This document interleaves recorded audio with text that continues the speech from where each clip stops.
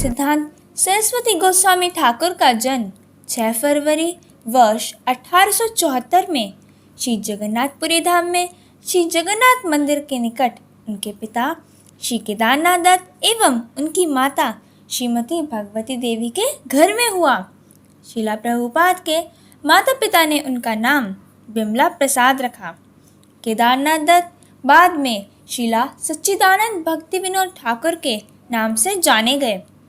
बिमला प्रसाद बाल्यकाल से ही अत्यंत बुद्धिमान व शैक्षणिक रूप से उत्कृष्ट थे।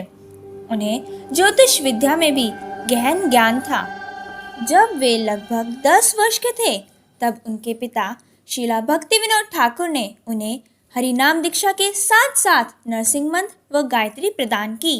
सन 1902 में जब वे 28 वर्ष के थे तब शिला भक्ति विनोद ठाकुर के आदेश अनुसार बिमला प्रसाद ने पूज्यपाद परमहंस कुल चूड़ामणि ठाकुर शिला गौर किशोरदास बाबा जी महाराज से मंत्र दीक्षा ग्रहण की और उन्हें श्री वाश भानवी दयितदास नाम प्राप्त हुआ।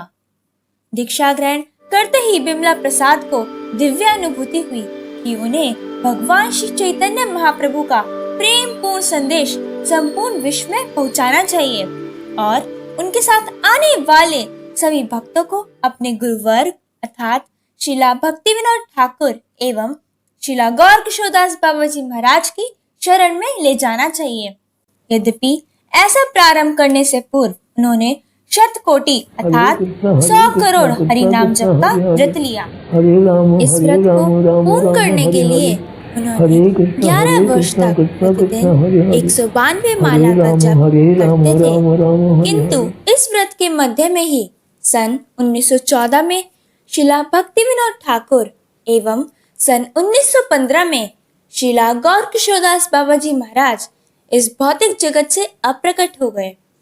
अपने दोनों आध्यात्मिक आश्रयों के अभाव के कारण उन्होंने प्रचार करने के विचार को त्याग कर अपना शेष जीवन हरिनाम करते हुए व्यतीत करने का निर्णय लिया।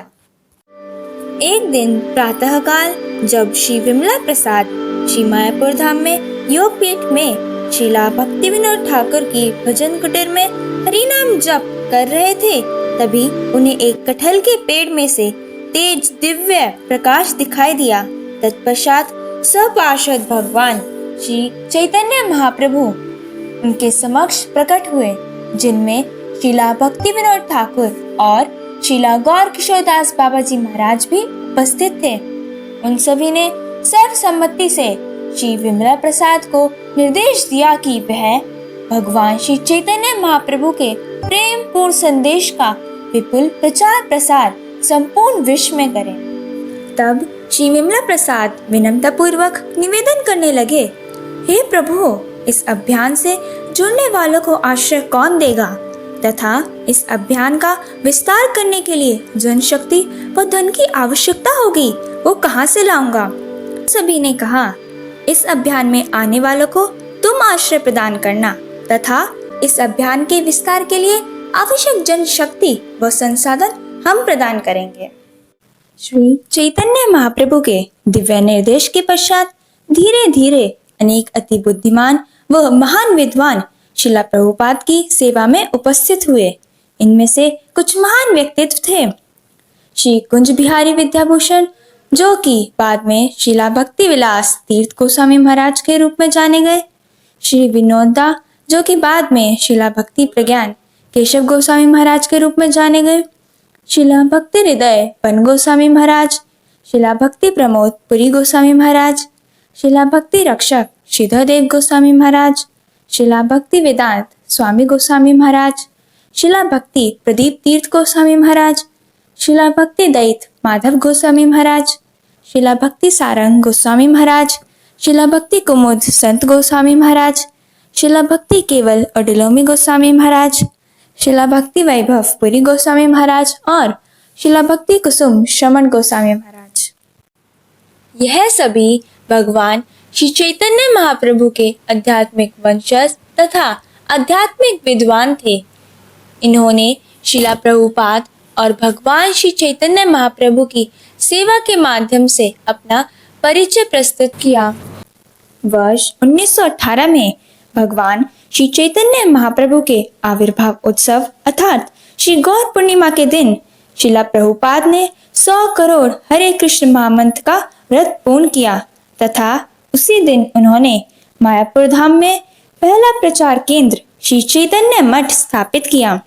उनकी आध्यात्मिक उपलब्धियों तथा भगवान श्री चैतन्य महाप्रभु के द्वारा स्थापित आदर्शों का पालन करने के उनके दृढ़ संकल्प को देखकर वैष्णव जगत के विद्वानों ने उन्हें शिला प्रभुपाद की उपाधि से विभूषित किया। सन 1918 व सन 1936 के मध्य शिला प्रभुपाद ने अपने अनुयायियों की सहायता से संपूर्ण भारत में 64 प्रचार केंद्रों की स्थापना की। यद्यपि उस समय देश ब्रिटिश सरकार के अधीन था।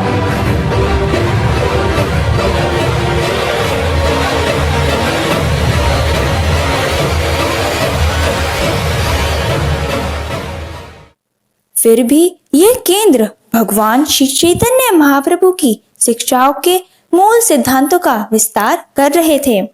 आज भी इन केंद्रों का मूल उद्देश्य भगवान श्री चैतन्य महाप्रभु के मूल सिद्धांतों का वितरण करना है। इसके अतिरिक्त ये केंद्र भगवान श्री चैतन्य महाप्रभु की शिक्षाओं के अनुरूप सभी अनुयायियों को भौतिक प्रतिष्ठा, सम्मान व पहचान से मुक्त रहते हुए हरे कृष्ण महामंत्र के जप में संलग्न रहने के लिए प्रोत्साहित करते हैं। सन 1937 1 जनवरी को प्रातःकाल 5:30 बजे शिला प्रभुपाद ने कलकत्ता के बाग बाजार गौड़ीय मठ में अपनी अप्रकट लीला की। उनके पवित्र शरीर को श्रीधाम मायापुर ले जाया गया, जहां उन्हें समाधि में रखा गया। उनके अप्रकट होने के कुछ दिन पूर्व ही शिला प्रभुपाद ने अपने सभी अनुयायियों को निर्देश दिया कि सभी श्रीमती राधा रानी की शरण में सदैव एकजुट रहते हुए श्री रूप व रघुनाथ गोस्वामी द्वारा वर्णित भगवान श्री चैतन्य महाप्रभु की शिक्षाओं का संपूर्ण विश्व में प्रचार करें।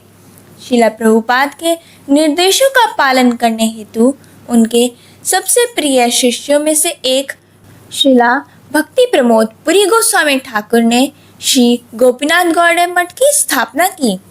यहाँ पर भगवान श्री चैतन्य महाप्रभु की शिक्षाओं का पूर्ण निष्ठा से वितरण किया जाता है। दिन प्रतिदिन भगवान श्री चैतन्य महाप्रभु के प्रेम पूर्ण मिशन का विस्तार हो रहा है। जैसे हम देख सकते हैं कि शिला प्रभुपाद के शिष्यों पर शिष्यों तथा उनके सभी अनुयायियों द्वारा कई प्रचार केंद्रों का निर्माण किया गया है।